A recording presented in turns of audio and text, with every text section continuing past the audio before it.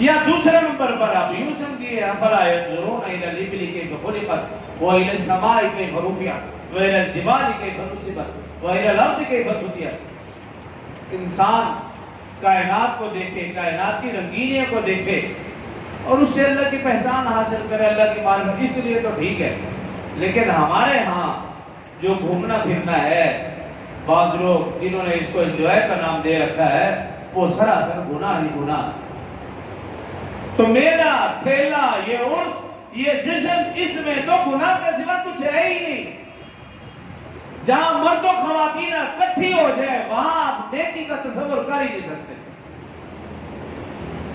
خواہ وہ مسجد ہو، خواہ وہ دربار ہو، یا کوئی بازار ہو، یا کوئی بھی جگہ، جہاں مرد و خواتین مخلوط ہو جائیں، خواہ وہ مسجد ہو، دربار ہو، وہ کوئی مسجد ہو، وہ کوئی مدرسہ ہو، وہاں آپ ثواب کا یا نیکی کا تصور کر نہیں سکتے. اس لیے آپ دیکھیے جتنے بھی دینی مدارس ہیں ان کے اندر جو خواتین کی تعلیم کا نظام ہے وہ پورا باپردہ ہے، پورا باپردہ. اتنا پردہ ہے کہ آپ اس بچی کا نام بھی نہیں لے سکتے کہ نام کیا ہے. اور جب بھی اس بچی کو بلانا ہے تو اس کے باپ کی نسبت سے بنت ارشد، بنت حافظ عبدالصمد، بنت حافظ توقیر، اس طرح اس کے باپ کا نام، بچی کا نام بھی نہیں لیا جاتا. اور مائک پہ سبق سنا جاتا ہے، مائک پہ پڑھایا جاتا ہے.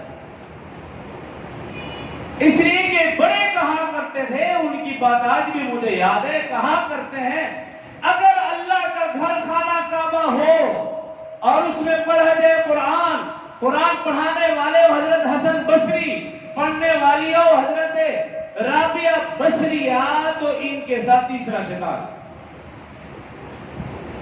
اللہ نے جس کام سے روک دیا تو پھر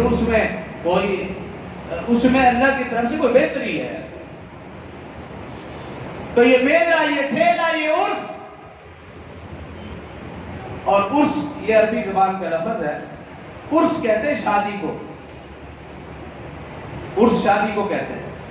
اب تو وہ ختم ہو گئے. شادرہ مول کے اوپر ایک شادی ہال تھا جس کا نام تھا عروسہ شادی ہال، اس کا نام یہ تھا عروسہ شادی ہال، ختم ہو گیا. اور ہم نے بزرگوں کی برسی کا نام ہی عرس رکھ دیا. تو یہ سالانہ عرس ہے، سال بعد شادی ہو رہی ہے بابا جی کی.